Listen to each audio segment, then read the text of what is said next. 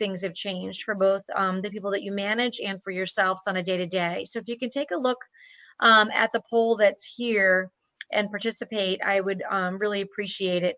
So we can kind of get an understanding of maybe what you're feeling. That's great. Thank you so much.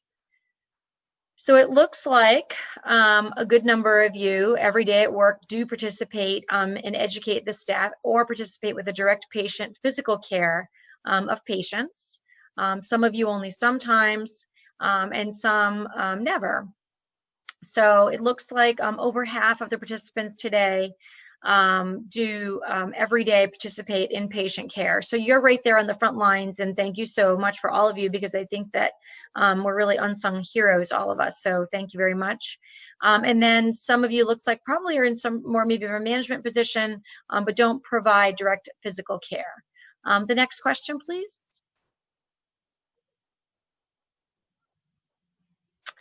And this is for yourself or for the people that you manage. So do you feel safe on a day-to-day caring for clients during the COVID-19 pandemic? That's the question. And do you feel, if you don't have direct care of patients, do you feel like your employees feel safe? So that you can gauge by the kind of questions that you're receiving from your staff members and from others. I think as healthcare providers, we get a lot of questions.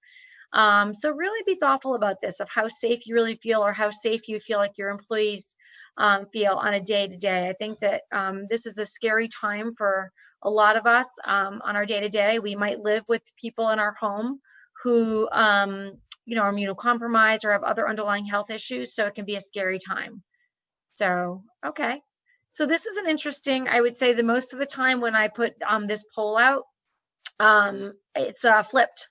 So most of the time, about 85% of participants say, and this is even physician groups say, they don't feel particularly safe caring for patients during the COVID pandemic. And I think this is just in part because they may sometimes feel like there's a lot of unknowns. So we don't know whether or not the numbers are going up or down. They might have known somebody that's actually died of COVID. And maybe this could be because some of the national groups are seeing higher COVID numbers, and in Massachusetts, it's lower. So that's interesting. Okay, so we can go ahead on to my presentation. And today, you'll see, and I've been giving a lot of COVID presentations right from the very beginning. And this is pretty much what we're going to address. I've been presenting to surgery centers, long-term care, cancer care, hospitals, physician groups, as the COVID pandemic has started to evolve. So today we're going to talk specifically about personal protective equipment, but also other HAIs. You know, we don't want to forget that there's a lot of healthcare acquired infections that can be transmitted in any healthcare setting. So we'll talk a little bit about that. Appropriate use of PPE in assisted living residences, and a lot of questions. I'm willing to take any questions you might have in the chat box, and I will address those towards the end. And then identify ways for staff to be engaged. And so if you're a staff member on this presentation, ways that you can become engaged, and also if you're responsible for engaging your staff, how you can engage your staff. Go ahead. So here's the numbers to date in Massachusetts. I check your dashboard quite a bit because I have a lot of clients in Massachusetts. I have 2 of my grown children who live in Massachusetts. One's in college, which I feel like that some of the universities are doing a really nice job of doing a lot of testing in Massachusetts. He happens to be at Northeastern. And I have a public school teacher in Boston. So I really do look at your data quite a bit. And so here's your newly reported confirmed cases after the holiday weekend, your total confirmed cases, newly reported deaths, and you've been in the single digits for a while. I look at the rolling over day, and that's of new testing because a lot of people are being retested. Your confirmed deaths, and this is where I find it interesting, right? 8,925 people just in your state alone that have died of COVID-19. I think that in and of itself, and when you look at the national data, certainly in Connecticut, and my clients that are in New York City, has really instilled quite a bit of fear because we know that this is a disease that can really take hold. And for 8,925 people to have died thus far, and don't get really kind of pulled in by a lot of the news reports. Confirmed deaths is confirmed deaths, and your state and your physicians take a lot of care, as you all know, in classifying deaths. So this, I would say, is quantified pretty strictly. I look very closely at the overall positivity test rate for Massachusetts, which is 0.9, and other tests. So in my health system, which is 5 hospitals, we actually are limiting travel based on our state law in Connecticut. Massachusetts hasn't been quite as strict as that, but just this past week, yesterday, our state added Delaware, Ohio, states where people do travel. And if you come back to work at our institution, you do have to quarantine for 14 days and you're not allowed to come on site. You have to either work from home or use your PTO. So we are trying to discourage travel to states that have a higher positivity rate than ours. And that would be an over 5% positivity trending over 7 days, over 10% positivity per 100,000. So those are the metrics that I look at nationally, and in particular, look at my surrounding states to see where it might impact my home state of Connecticut. Go ahead. So OSHA really does speak a lot about the hierarchy of controls. I've been speaking about the hierarchy of controls for years and really trying to talk to institutions, hospitals, any kind of congregate settings, schools. I think that this really, even in our own homes, you can look at this hierarchy of controls that OSHA tells us about of how to control any disease. So the most effective thing, of course, right, is to eliminate it. So that's virtually impossible with COVID. You certainly can test patients prior to coming into an institution. Many hospitals do that. It might not be something that's feasible for the long term for every institution. So elimination of the disease is number one, right? We all know that we probably see very little, let's just say, for example, tuberculosis. We've almost eliminated it, and maybe measles. So that's a great effective mode of preventing infection transmission. Substitution. So if we are substituting our controls and looking at the substitution of disease or workarounds to that, is the substitution is one of the most effective. Engineering controls are next. So really looking at the physical plant. A lot of institutions now, when they're caring for COVID patients and have COVID units, they actually are using engineering controls like HEPA filtration. Some institutions are looking at having employees eat lunch outside would be something they could take a look at, which actually is a little bit more of an administrative control. And then administrative controls of what you're doing internally to actually maybe distance yourself from residents. And then the least effective, which I think is sometimes surprising to providers and caregivers, is PPE. I think I get the most requests to please give presentations about PPE and talk about PPE. But then when we get into the real nuts and bolts of preventing disease, PPE is always the least effective method in our hierarchy of controls. Go ahead. So the most effective thing, obviously, is for us for elimination is to actually eliminate the hazard. That's the most effective thing, according to OSHA, that we can do is eliminate the hazard. And so eliminating the disease at this point in time is not effective, although we certainly have units that sometimes can be COVID-free units. I think it'll be interesting as the pandemic continues to progress, is as you have patients, if we actually determine that COVID will not reoccur, and you have a patient that has proof that they have immunity to COVID or a vaccination from COVID, will you be able to have units that can have that elimination factor, right? That you have staff members that have been vaccinated, you have residents that have been vaccinated or can have proof of true immunity, then you can have units or areas that have actual elimination of COVID-19. I think many times with MRSA, VRE, TB, other diseases also, we look at that. We look at having areas where we can actually test out and have elimination. That's actually the most effective way that we can prevent disease transmission. Next. So less effective is to replace that hazard with a substitution, and that's really not going to be applicable with COVID-19. We don't really have a substitution. It works secondarily with other types of hazards, but not really applicable as much with disease. We're not going to really have a substitution for this, but it does become effective when you're looking at a substitution for other types of physical hazards, where you might be able to substitute the hazard and replace it with something else. Next. Isolate people from that hazard. And so that's mid-level effective, right? So I deal a lot with a lot of the therapies. So if your organization does things like PT, OT, ST, which I think I did query this group, and it seems as if some of your residents might be getting that, is isolating that person from the hazard. So if the hazard is COVID-19, VRE, MRSA, the flu, or some sort of disease, how would we isolate the person from that hazard? That's a mid-level effective. And what we've been doing, as you can see, some places have plexiglass.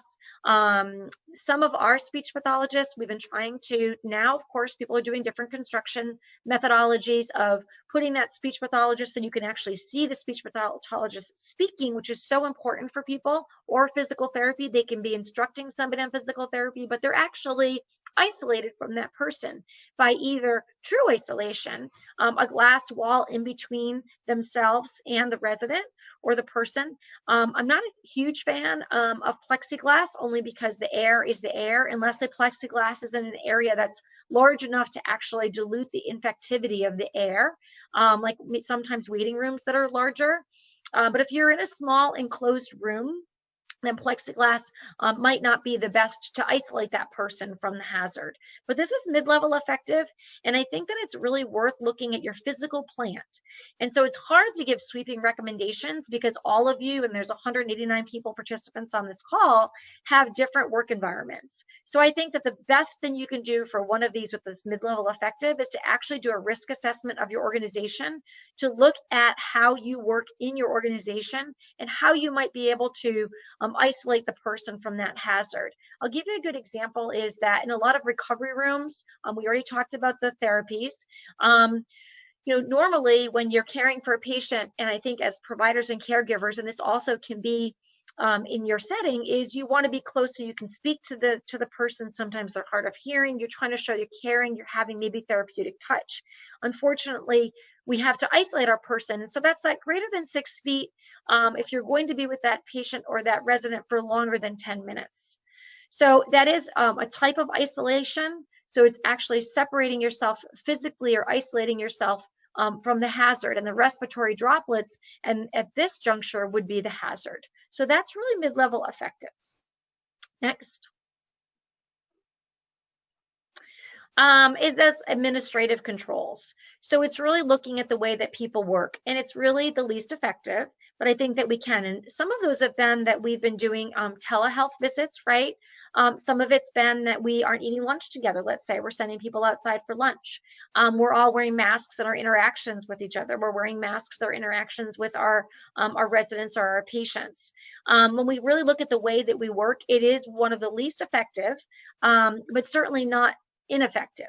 So I think taking a look at the way that people work and then setting yourself up to really put those physical barriers, and maybe being able to look at the other controls, and when you change the way that you actually work, can be effective in some ways against transmitting of those droplets from a resident or from the employee to the resident. Next slide. And so again, least effective is personal protective equipment. And people often ask me about this, why it's the least effective. And a lot of it has to do with the fact that each employee, ourselves, and our patients are going to utilize personal protective equipment differently. So it's similar to saying hand hygiene, which we all know is very effective in stopping the transmission of disease.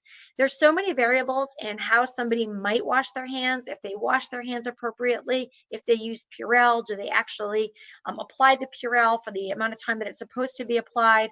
And so there's a lot of directives here for personal protective equipment, and a lot of variables. How the person might wear. I know a lot of you have probably seen people wearing a mask with their nose underneath it. Where I am, we do ask patients and family members to wear personal protective equipment, and you can get a variety of personal protective equipment that they might wear. So for those reasons, it's the least effective. In addition, I think with the national shortages we've been seeing, and I would fully anticipate by this January, we could see continued shortages with personal protective equipment. So I encourage you, if you have the opportunity to get personal protective equipment now, is to take a really good look at that CDC website, use, reuse, and there's a bunch of calculators there as well, and calculate what your use might be if you had to care for 10, 20, 30, 40% of clients with respiratory illnesses. So try to do a burn rate calculator, which is on the CDC website, and take a look at that personal protective equipment and whether or not you're really going to be able to have enough personal protective equipment. With the newer CDC guidance this year and people reusing personal protective equipment and needing to do that because of shortages, personal protective equipment becomes even less effective, is what the thought would be, right? Is because now we're touching it, we're wearing it more, we're having extended use, what the CDC has given us the green light on, but it can certainly impact the effectiveness of our personal protective equipment. Next. So I won't read through this slide, but I do think that people have to have an understanding of what personal protective equipment is. It's really those specialized things that we're using, what we're selecting to really protect ourselves against the environmental hazards that we're going to come into. That's exposure to blood, body fluids, and any kind of infectious agents. It's a critical component to preventing the transmission of the microorganisms that the patients might have, and things which we would call vector transmission. So those items in the patient room or the patient environment that potentially become contaminated and then work as a vector to transmit disease either to yourself, to the patient, or to another resident. Next slide. So I put this in here as sort of my most common question I get, and I think, as you can see from my kind of saying I feel like PPE, I don't feel like it. Actually, OSHA states that PPE is the least effective. The question is, how does it actually prevent disease transmission? It's the minimum that we can do. It's part of standard precautions and should be used all the time. But how does it prevent disease? We'll see as I get through the presentation a little bit more. It prevents the best that it can, but it's certainly not the best method of preventing disease transmission. Go ahead. So appropriate usage. I get probably 10 emails a day of people wanting me to give them the exact usage for personal protective equipment. There's a lot of guidance on this on the CDC website, so you certainly want to follow any transmission-based precautions based on what the patient's diagnosis is. And then standard precautions, which I think COVID-19 has really helped me as an infection preventionist answer the questions I get that I think that maybe for many years, many of us, I've been a nurse for over 30 years, that many of us have maybe not really understood fully. So I would say the majority of questions that I get when I have a question from somebody about precautions, when I go back to the very, very basic standard precautions, over 90% of the time, I find that providers are not actually following standard precautions. So in the beginning of COVID-19, there was a lot of questions about eyewear because that became a big CDC wanted people to wear eyewear, felt like there was transmission potentially through the eyes. And this became, eye shields, goggles, became a big question for many of us. And I think that standard precautions has always been and included eyewear. And so I would challenge you to look around your institution to prepare yourself for the coming winter and to think about the eyewear as part of standard precautions. So I think many times everybody wants one answer of what the answer is to what the appropriate usage is for PPE. I look at every job code in my institution, what their proximity to the patient is going to be, whether I know the diagnosis of the patient or not. So every patient we consider to be potentially infectious. And then we really try to walk through with every job code of what standard precautions means for them. And I think that's really a great engagement process, is to say to everybody, somebody who's transporting patient, somebody who's delivering trays to the patient, somebody who might be cleaning the room for the patients, the physician then might be coming in and actually performing an evaluation of the patient, a physical exam of the patient, the speech pathologist, the physical therapist, the occupational therapist. So every job code that's coming in is really reviewing with them what they feel their usage of PPE is, what the appropriate PPE is for them, and then marrying that up with the CDC guidelines and looking at standard precautions and transmission-based precautions. And I think you'll be very surprised at really what is indicated for personal protective equipment in your setting. And who should be using PPE is everyone. So residents can be using PPE, okay? Visitors can be using PPE at this juncture, and our staff members can be using PPE. And even our managers, and some of you I think said that you didn't even participate in patient care, we all know that we're all using PPE at this point in time, right? So all staff members and all residents actually, I should have actually put that in here, all staff members and all residents can have some sort of source control by using personal protective equipment. Next. And I will answer your questions. I see some coming up, and I will answer those. So again, how can PPE help limit the occurrences of COVID-19 or any disease? They're designed to protect both the employee and the patient from spreading of infectious disease. It's basically just what the goal of personal protective equipment is. Next. So benefits of using using personal protective equipment when we're looking at your setting, and I think that there's a congregate setting. There's certainly times when residents and patients will be interacting with each other. When visitors might be interacting, sometimes even with other residents, it kind of, I think, will be very telling this coming winter. Standard precautions, believe it or not, actually does include hand hygiene. I think that's the cornerstone of any program for infection prevention. I highly encourage every organization to do hand hygiene observations and to really let employees know where they stand with compliance to hand hygiene before care, after care, and in touching the patient's environment. Personal protective equipment, gloves, masks, eyewear, and gowns. And certainly what I see is a lot of overuse of gloves. I think that specifically when looking at your setting, I would say when I've done any walkthroughs in congregate settings, that there tends to be an overuse of gloves.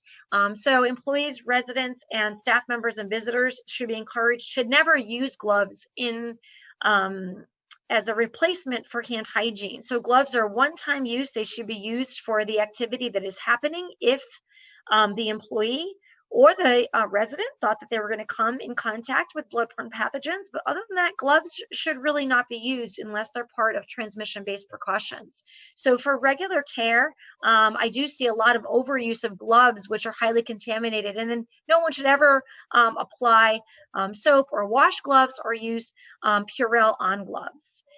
Respiratory hygiene, cough etiquette, I think is very big at this juncture. I really feel very strongly that we need to be encouraging all of our patients and residents to be donning a mask if they physically can. And any visitors, we have a very strict visitor policy, and I would anticipate through this coming winter, it's possible you will as well. And then providing tissues and other supplies, trash and garbage and so forth, so that people can have good cough etiquette. Sharp safety, engineering controls, and work practice controls, safe injection practices, obviously aseptic technique and things for IVs, sterile instruments and devices, and cleaning and disinfecting environmental surfaces. So again, that's looking at how often things can be cleaned, how you're cleaning them. I know there's a national shortage on wipes, so I get a lot of questions about sprays. I'm not a big fan of sprays or buckets of disinfectant because it can lend itself to double dipping. But again, I think that a lot of places have had to get creative because there's such a short supply of cleaning supplies. So look closely at your cleaning supplies, make sure they're EPA approved, make sure they meet the most current standards. There is a list out there on the CDC website that tells you the types of cleaning supplies that you can work that combat COVID-19. So make sure that you're utilizing those and you're not sort of mixing your own solutions or anything like that. Next. So staff education, I mean, one of the biggest things, there's a lot of things you can do to encourage staff members to utilize personal protective equipment. And we talked about engaging those staff members in actually coming up with what they felt like they needed to be safe. And that might not match up to the CDC guidance. It might not match up to your policies, but I think it's important engaging staff members to talk to them about it. And I think you're going to be surprised at what staff members feel like will help them feel safe. So I'm a big one of quizzing staff members, sending out survey monkeys to staff members. So sometimes staff members don't feel comfortable in a setting with education to ask questions. So I love boxes where staff members can put things in anonymously and ask questions. I think that really engages staff members. I think not making staff members put their name on a quiz that you might want to send out to ask them questions. But the biggest thing is making that personal protective equipment readily available, right? But here's the tricky part during COVID-19 is we have shortages. So we have found many organizations do lock up their personal protective equipment. We locked up our personal protective equipment very early on because it was walking. So we were finding that visitors were stealing it nationally. Everyone will tell you that employees were taking N95 masks. So we locked ours up. So we have gone to, I think many organizations have looked very closely at how to make PPE readily available in the time of COVID. I think it's really important if you want to encourage staff members to utilize personal protective equipment, but maybe you have policies that surround locking it up so that it doesn't get stolen, is to really take a look at that, because making PPE readily available is really the best way to get staff members to utilize PPE. Staff should evaluate their exposure risk. So each piece of PPE should be chosen for appropriateness for the task. And again, I think those therapies are very important. I think it's extremely important. I think it's also very important to look and evaluate the risk that you have with each other. So I tell organizations all the time, I think the biggest risk to organizations truly is their interactions with each other. So it's having lunch with each other. Some of the biggest outbreaks in the country have been from when a staff member maybe has been exposed at home, maybe traveled to one of those high impact states, come back, have lunch with other staff members, and infect a bunch of other staff members. I think actually one of the big outbreaks was in Massachusetts with a staff member infecting other staff members. Next. Okay, understanding risk exposure. So again, overuse of gloves. I always like to highlight this when I'm talking to groups, is I really feel like there's an overuse of gloves and people really need to understand the use of gloves. I won't read through this, but I think it's important that you get it, on that CDC website, really talk about gloves and make sure there's not an overuse of gloves, okay? And that is just the use of the gloves during situations when you might come in contact with blood or body fluids. So using those gloves to touch things. When I go to stores or restaurants, I'm always cringing because many times a waiter will put my food down and he has gloves on, or if I'm checking out at a grocery store and they have gloves on and they're touching of my things, I feel very comfortable saying to the person checking me out, would you mind changing your gloves? Because maybe I've noticed them touch money or somebody else's groceries or a credit card, and then they want to load my groceries on. So I'm very sensitive about gloves, and I think it's important that you make some really good strict parameters around glove use. Use of protective clothing to protect your skin, and clothing during procedures where you might have contact with blood or body, and that's the gown. So really the gown overuse as well, going from room to room with a gown on. I think that it gives us a sense of protection, but it might then unfortunately bring contaminants from one room to another. So I'm very cautious about gown use as well.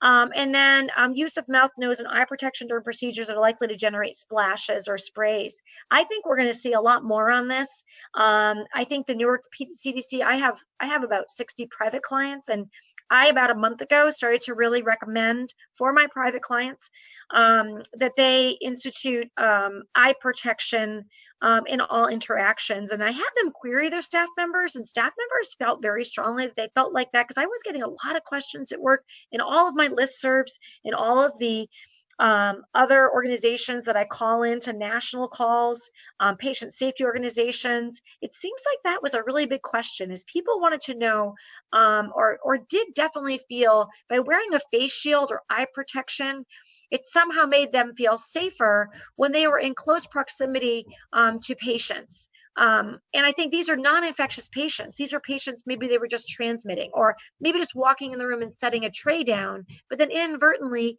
even though we knew the patient might be negative, or we thought the patient was negative, the patient would cough. Really started to make people feel uncomfortable and unsafe. And I would say one of the easiest pieces of personal protective equipment to get at this point in time, because it's very easy to manufacture, were face shields.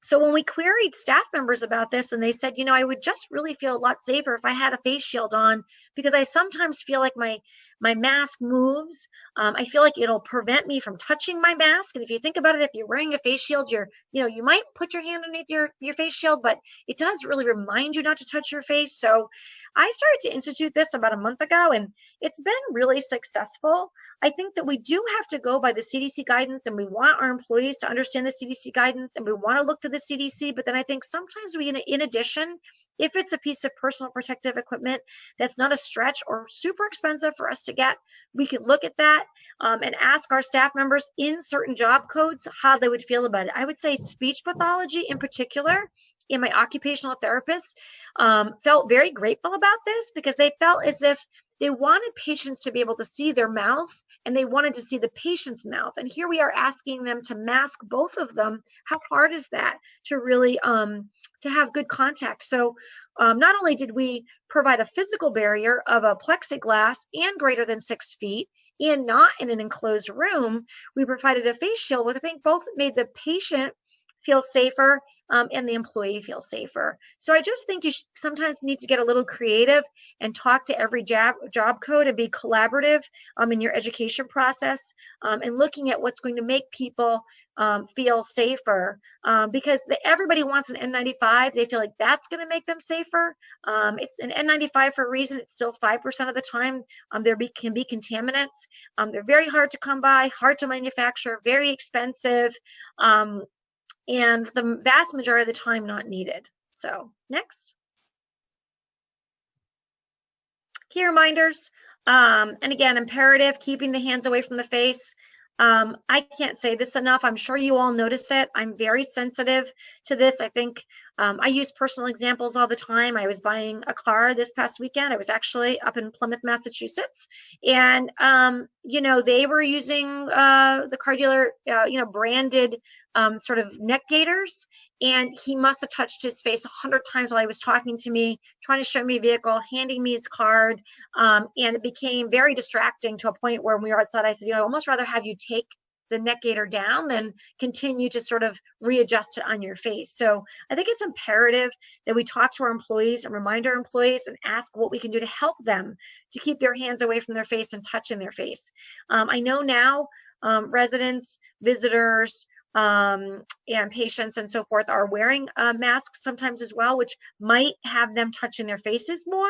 But I still think it's very important if they're able and capable to wear a mask, that we ask everyone in the everyone that's in the facility, the physical plant of the facility, to be wearing masks at all times. Limiting touches of surfaces, that's part of our controls that you saw. The second one, kind of talking a little bit about elimination.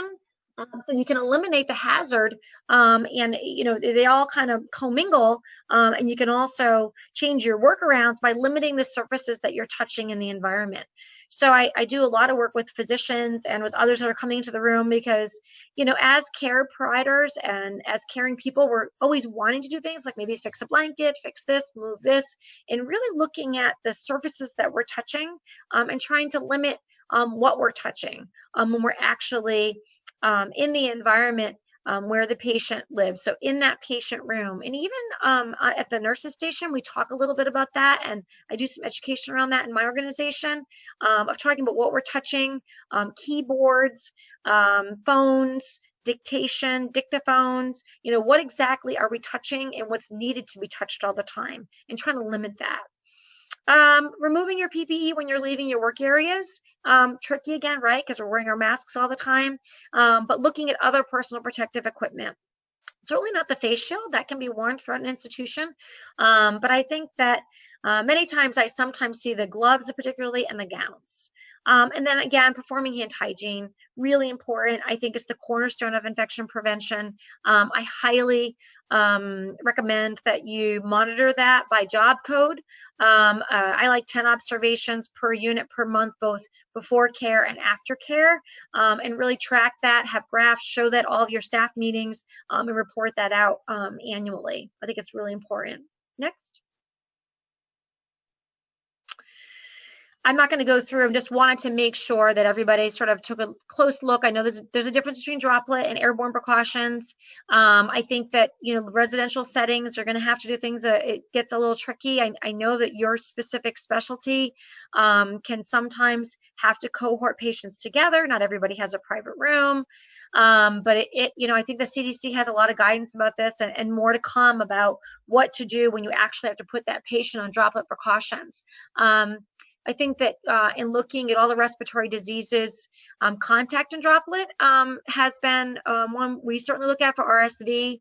I think COVID-19, in addition, there's a lot that goes into this. So I think it's important that you really look at precautions closely, the definition of those precautions, and provide a lot of education. Next. Airborne, again, looking at that source control and others. I think it's important that you understand airborne. I think that there's been a lot of conversations about whether or not, COVID is airborne. I think the general consensus is there's an airborne component, maybe a little different. I didn't want to get in. I didn't have a lot of time to talk about it, but you can go on and they'll tell you infectivity of different airborne diseases if you wanted to kind of look that up. And it will show you things like measles is very different than TB. So if you can live with a person with tuberculosis and not necessarily have tuberculosis transmitted to you, the infectivity of that airborne illness is very different than measles, where you can just be in a line at Disney, and if you're not vaccinated against measles and someone near you has measles, you're more than likely going to get measles. So infectivity across airborne diseases is very different. So I just think it is important that you kind of take a look at it. Look at the air. A lot of institutions are buying HEPA filtration, using HEPA filtration. I think looking at your organization, at your air exchanges in all of your areas. What are the air exchanges? What is the mix of outside air to inside air and recirculating air? In exam rooms or congregate settings or places where people eat together, the person who's in charge of your facilities and HVAC should be able to provide you with a list of every single room in your facility, what its air exchanges are, and what the percentage of outflow from outside air is. And that can help you a little bit when you're looking at airborne and droplet precautions. Next. So again, standard precautions, understanding the hierarchy of controls, what can you do besides personal protective equipment, and engaging patients and staff in preventing transmission. This was sort of what the question was about the appropriate use of PPE, and the appropriate PPE, as you could see from the rest of, there's no easy answer from the rest of my presentation, was I think it's very important that it's not a one size fits all. That you look at every job code in your institution, what their role is, how close they are to patients and residents, and where the residents actually move through your facility, and understanding that hierarchy of controls through OSHA of really how you can control that. Do you even have control of how close or far away residents are from each other? How much control do you have over staff members, visitors, engaging everybody, patients and staff, and preventing that transmission? So PPE is only one portion of that, and that's all part of standard precautions and transmission-based precautions. Understanding all those other hierarchy of controls of things that you can be doing to prevent transmission of disease, and then engaging those patients and staff in the prevention of transmitting by them really telling you what their role is, how close they are, and what they feel will help them to be safer, and aligning that with national guidance. Next. Again, staff members must participate in formulating the policies. I think that's number one, or you don't get engagement and they will not conform to policies appropriately. 200% accountability, and this is from that HRO training, is reminding each other, coming up with maybe some sort of a code word to each other. I've had organizations that have done things like hit the beach, like, that's like basically water or Purell. So if somebody comes out of the room and another staff member notices they don't wash their hands, they could say, hey, remember we were all going to hit the beach. So that way you're not necessarily letting residents know somebody didn't perform hand hygiene, but you're reminding the staff member in a kind way. So coming up with kind reminders for each other. We have some kind reminders about masks, in talking with each other about masks and reminding each other about masks and appropriate mask use and wearing masks, because I would say 20 to 30% of the time we're seeing masks be used inappropriately. Valve masks are not allowed in my organization, and we don't allow visitors to wear valve masks because of the output of the valve. So 200% accountability of that. If I notice a staff member that maybe has a mask from home, I might remind them kindly and gently. So I think it's really coming up with what works in your organization, talking to staff members and say, hey, we want you to be 100% accountable to yourself.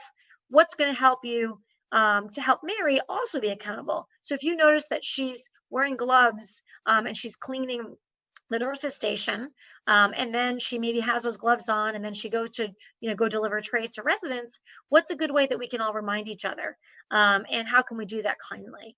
And so staff members, I think, are your best resource to assist you to be creative on how to best ensure everyone's compliant and identify your risks. Again, it's engagement, engagement, engagement. Just taking things off of the CDC website, sticking them in a policy and expecting people to comply. Really, I have not seen work at any organization. So I get some of my best questions from staff members that probably spend the most time in patients' rooms. So those people that are, delivering trays, cleaning the rooms. So it's most of the time not from managers or from licensed staff. It's actually comes from staff members that spend a lot of time with our patients and residents. Next slide. I think that was it. So I can go through. I don't know if the moderators had any in particular questions. Could I just jump in? Yep. Donna, thank you so much. This is Lisa Conley, and I just wanted to thank you for taking the time and volunteering your expertise this morning. It's amazing, the wealth of information that you bring to the table. Really quick, before we begin the Q&A, I just want to acknowledge that we've created a video in partnership with Massachusetts Assisted Living Association that we'll be sharing after the webinar, and we'll actually encourage you all to stay on after we've concluded the webinar if you're interested in watching the video, but we will also be sharing it in an email afterwards so that everyone can use it. And we encourage you to consider using the video as part of your educational programming around personal protective equipment. I want to acknowledge that the video it's of a local healthcare worker who basically walks through sort of step by step the proper putting on and taking off of PPE. And they do use basically all of the PPE that's available. And so it will be, it'll be showing sort of step by step how to do that, but acknowledging that the PPE that's shown in the video may not be necessary for every person, as Donna has already pointed out. It really depends on your job code and the type of interactions you're having with your residents and patients. So, so I just want to thank Donna again for taking the time to be with us, and then I'll hand it over to Lori to moderate the Q&A. Great, thank you so much, Lisa. And thank you, Donna, also for your presentation and the valuable information. So we do have a few questions that have come in. So I will start right away with the questions so we can get through these without running out too much in time. Can you explain cough etiquette in detail? The CDC has a great infographic about the cough etiquette. So they basically tell people to cough or sneeze, into their elbow, similar to you would with your children, or using tissues. Now, because all of us are masked, we had respiratory etiquette stations. I feel like if you have a facility where you have visitors coming in, you can have a respiratory etiquette station, it's called, right, where people walk in and they have a cough etiquette It's both in Spanish and English from the CDC website you can download. And it does speak about using tissues, coughing into your elbow, and having etiquette surrounding. I would imagine soon they're going to change that to include basically wearing a mask. So asking everyone to wear a mask, visitors and patients, is going to become part of our cough and respiratory etiquette. All right, thank you. Next question, how long can a disposable mask be worn safely? That is a very a question I can't answer. So because there is a national shortage of personal protective equipment, the CDC has put on their guidance to say that during contingency, and they list 3 times when you can reuse PPE. So depending on your organization's availability and national ability to procure personal protective equipment. So having said that, it's important that you look and see whether or not you have the ability to allow your staff members to dispose of PPE after they wear it. Let's just say they go into a room. In the past, right, we all might wear a mask and then we would throw it immediately into the trash.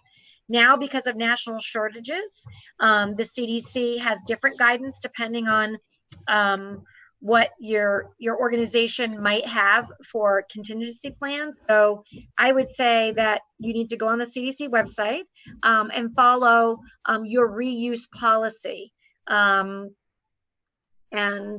that's all I'm going to say about that. I don't really want to say whether or not it's safe or unsafe, but there's now very specific guidance for extended use and limited reuse of N95s, masks, not gowns, and not gloves. So gowns and gloves should never be reused. Face shields, I think that the recommendation is they can be worn from patient to patient. And so it's very dependent on how much you have, how much PPE you have, and really look at those terms and make sure your policy has been changed to reflect it. Extended and reuse. So what is your extended and what is your reuse? And make sure that your respiratory protection program, which it's a lengthy, multiple page guidance document that you should have updated, make sure that your respiratory protection program reflects that you will follow the most current CDC guidance, which, as we all know, has been changing about every 3 to 6 weeks. So I would say don't box yourself into a corner because we don't really know what's going to happen this winter. I fully anticipate Massachusetts is not going to stay under 1%. Your positivity is going to rise, and there's going to be many more COVID-19 patients and respiratory patients. So make sure your policy reflects that. That's a very long answer for I know what somebody wanted an exact time frame. Okay. So can we unmute the gentleman, Abdul Laskar would like to ask a question? Yes, we can. I'm unmuting you now. Yes, madam. Thank you so much for such a wonderful lecture. I'm Abdul Manan Laskar from India. My question is that N95 mask, can we use it, or if yes, then how? Can we reuse it? And if yes, then how many times we can use it? Reuse. And what is the policy of reusing it? Thank you so much. Yep. So your national guidance might be a little different than our CDC guidance. And right now, our CDC guidance is allowing organizations to reuse N95s. And actually, we have a few methods of reprocessing N95s that have been certified by the FDA. So, and I think that there is a Peloton. I think that the DPH in Massachusetts has the ability for organizations to use hydrogen peroxide vapor. You can send it to to be reprocessed. I think that we're not going to see a lot of new N95s coming out of 3M if you use the 3M brand. So right now, most organizations in general are allowing employees to use an N95 according to the CDC guidance when caring for COVID patients with the same diagnosis. So if you're on a COVID unit and it's all COVID patients, you can use your N95 when caring for all of those COVID patients. outside of a COVID unit where we don't know what the diagnosis is of the patient, N95 would be indicated for an aerosol generating procedure. So all aerosol generating procedures can have staff members using N95 because we don't know the status of the patient. So maybe the patient has COVID-19, maybe they don't, and we have to do something aerosol generating. So in that case, the employee would wear an N95, and dependent on how many N95s you have and your organization's ability to procure more N95s would be whether or not you would follow, according to our CDC guidance, would be an extended use. So they are allowing for, and many organizations do have employees using N95s day over day, storing them in a brown paper bag so that they dry out and utilizing them on another day. So it's very dependent on how many N95s, whether your organization can reprocess your N95s, and I highly recommend that people really take a good hard look at that CDC website and follow exactly what the CDC is saying about use, reuse, and extended use for N95s. All right, thank you. We have a question from Beth Patras. Can we unmute Beth Patras? Yes, we can.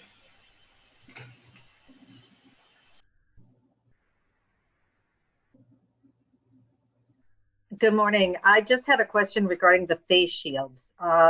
Certainly people are utilizing them. In your recommendation, can you use a face shield without using a face mask? No. Or in conjunction to keep the to protect the face mask? Right. In conjunction with. Okay. Thank you. Not as a replacement to. And I think that that's been, I know that some employees outside of healthcare and in schools in general, although interestingly, I think in Massachusetts, a lot of the public schools are saying children can't wear the face shield instead of a mask. So absolutely in healthcare, though, the face shield is always in addition to the mask. Okay. Thank you. It would be considered the eye protection. Okay, that's all the time we have for questions and answers. However, I don't want to ignore questions that have been submitted already. So we will answer them. We will get back to you by email. Please feel free to email me, lcashman @mass-alla.org for additional questions. We will get back to you. This recording will be available through the Mass Alla website, and the video that we were not able to show that Barbara mentioned as possibly being shown for those of you who can stay later will also be available to on YouTube. So if you could just, Michelle, if you could just pull up my slides for a moment, I just would like to just mention a couple of things about Mass Alla. We have our upcoming annual conference. It's going to be held as a virtual 2-day event on September 30th and October 1st, Navigating Assisted Living in an Uncertain Time. It's sure to be really a valuable resource for people who, as we prepare for the cold and flu season, as well as dealing with the challenges surrounding the pandemic that we've all been part of for the past 6 months. And we have, you could go to the next slide, please. So we have some topics that are specific to the COVID-19 challenges. We have a few others that are in there as well that are just part of business as usual. But the vast majority of our presentations are dealing with the pandemic, whether it be marketing issues and census development, litigation and the impact of the immunity created by legislature, operational and clinical management for life after COVID-19. And if you could go to the next slide, please, Michelle. So we have an executive presentation and panel discussion, Navigating Challenges of the Pandemic and Preparing for the Near Future. That's going to be moderated by our Mass Alla President and CEO, Brian Doherty, and you'll be hearing from some assisted living executives regarding some of the practices that they found to be most helpful in ways that they're going to be preparing for the future as we embark upon the cold and flu season and a possible resurgence of the COVID-19 pandemic. And if you could go to the next slide, please. We will also be having our dementia training webinar. That's going to be on November 18th. We're currently receiving proposals for presentations on that. We're looking at developing presentations that are also not just focused on the COVID-19 issue, but also we're looking at some of the unrest that's in our society at the moment with regard to diversity. So we want to make sure that assisted living communities are feeling comfortable in embracing people with all cultural backgrounds, and not just to have the attitude of hospitality that we're also familiar with, but also the attitude of inclusivity, whether it be among residents or staff or both. We realize the importance of making sure that we're respectful and we offer everyone an opportunity to work in harmony together. So we're looking at maybe looking at exploring some ideas about that with regard to the dementia training, as well as the impact on COVID-19 as it relates specifically to memory care and some of the challenges that are presented there. Could you advance to the next slide, please? So I would just like to direct all of you to the MassAlla website. We do have a whole resource page dedicated specifically to the coronavirus issues. We've sent out many notices through the summer, updated people with guidances from the CDC and the DPH and EOEA. And I just would like to invite all of you to go on to the MassAlla website if you need additional information, and certainly reach out to us through the website, through our email, and we'll be happy to give you all the information that we have available to us, and we'll keep you informed as things change as we go along. So I want to thank all of you for your participation today. I want to thank especially our presenters. You've been wonderful. You've provided a wealth of information to people who are truly caring for the most vulnerable among us during the most difficult of times. So I just want to thank all of you again for your participation. Please feel free to email us. This will be available to those of you who email MassAlla. We'll make sure that we get you the slides that have been presented today. Thank you all. Stay safe. Take care now.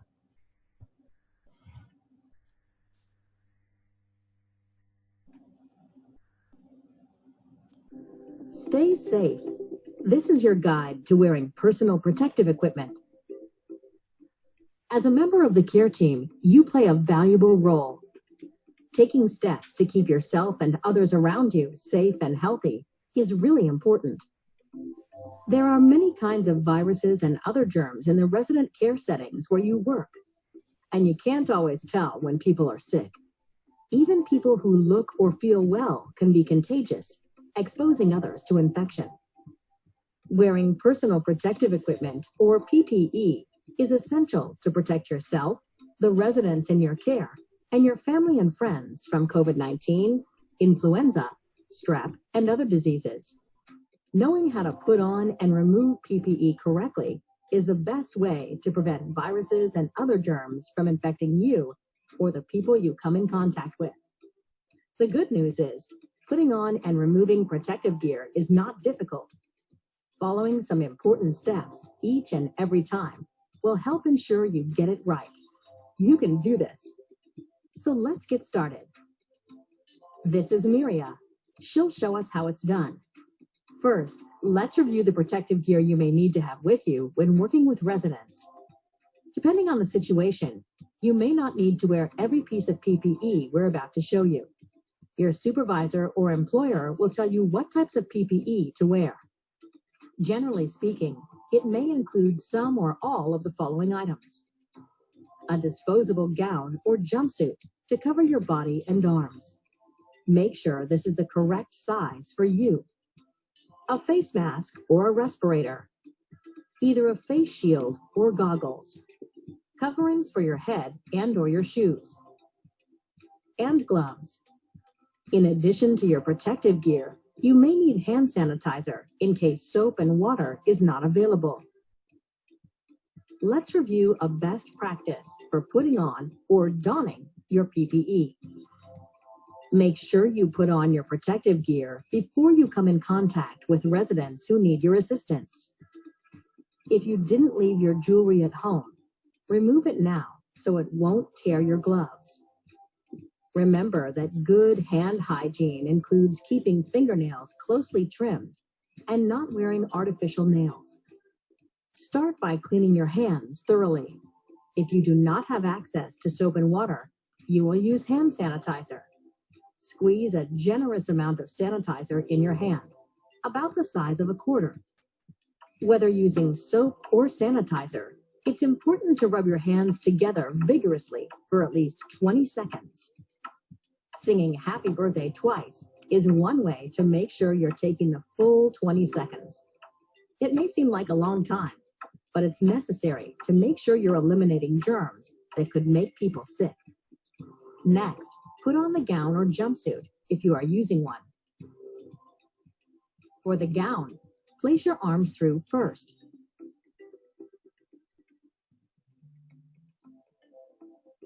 Then secure all the ties. Make sure the gown covers you from your neck to your knees, as well as your back. If using a head covering, put that on now. Make sure to tuck your hair completely under the head covering. Now, you're ready to put on a clean face mask or respirator. There are several different styles of face mask. You will use what your supervisor or employer has supplied for you. Place the face mask over your nose and mouth and secure the elastics around your ears. Make sure the mask covers your nose and extends below your chin. If it has a flexible band for your nose, gently press to fit this to your face. If using a respirator, put it on as you were instructed when you were fitted for the respirator. If you are using eye protection, put that on next. For goggles, make sure they provide good coverage around your eyes. If using a face shield, it should cover your entire face.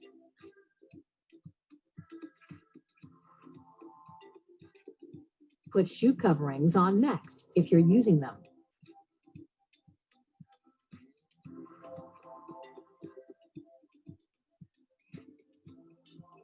We're almost done. But before you put on your gloves, clean your hands again for 20 seconds.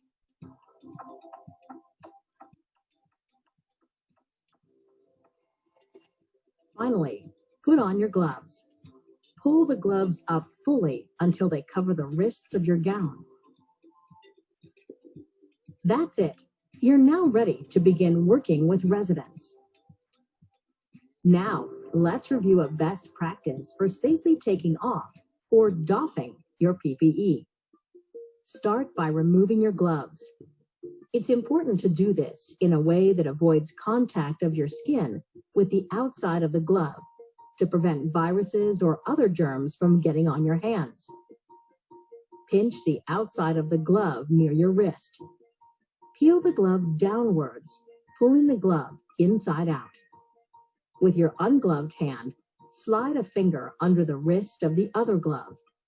Again, pull downwards, turning the glove inside out. Then, dispose of the gloves. If you're wearing a jumpsuit or gown, remove it next. For the gown, start by undoing the ties at the neck and back.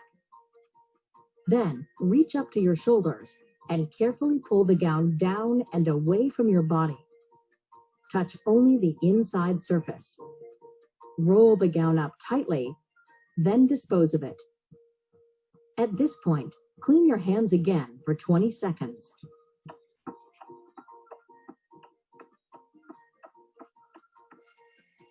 If using a face shield or goggles, remove that next. For the face shield, carefully grab the strap and pull upwards and away from your head. Avoid touching the front of the face shield or goggles. You will need to disinfect these before using them again. If you're wearing a head covering, remove it now. If you will be cleaning and reusing it, place it in a separate bag. If wearing shoe coverings, remove them now. Clean your hands again for 20 seconds.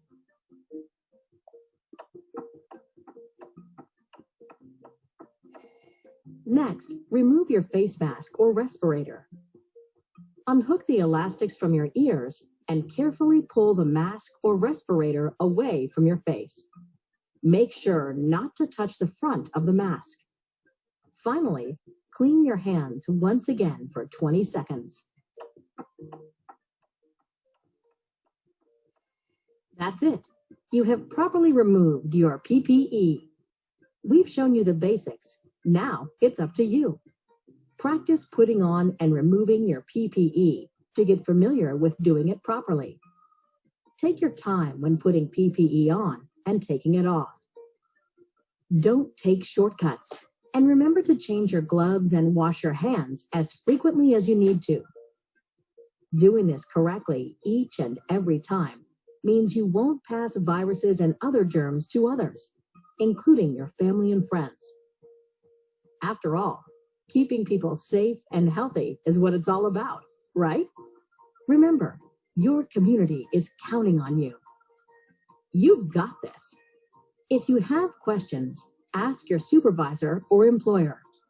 Thanks for watching.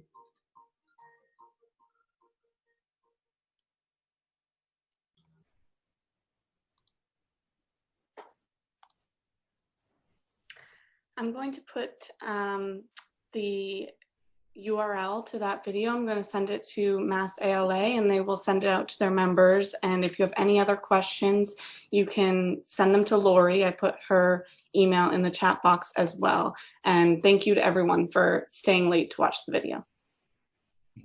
Thank you, Michelle. Thank you, Barbara and Natalia. Thank you. And Lisa. Bye-bye. Bye.